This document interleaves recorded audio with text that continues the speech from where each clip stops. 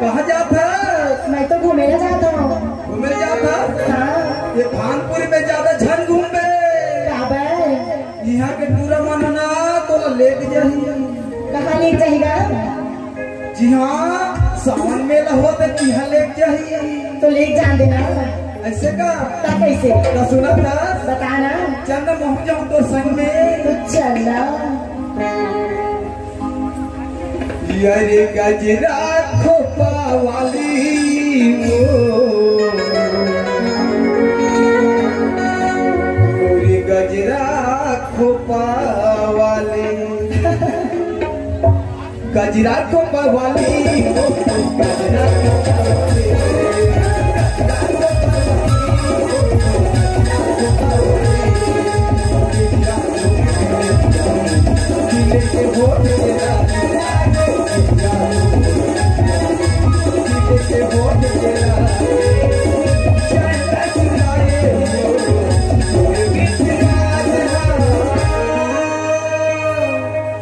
गजरा खोपा वाली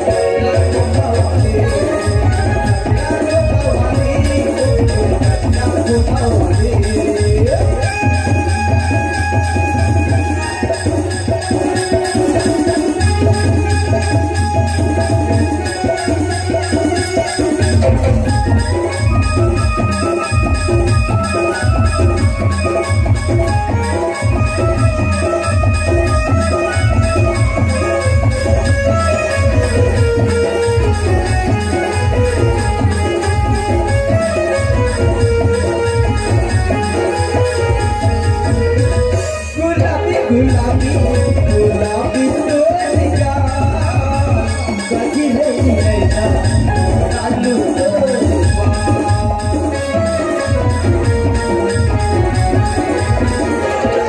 गुलाबी गुलाबी गुलाबी तोरिया गजरे नैना आलू विद्या तो विद्या खिले के होठ के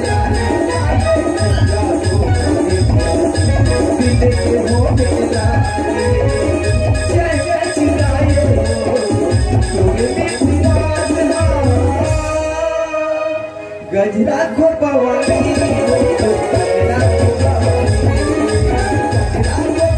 गजरा खोपा वाली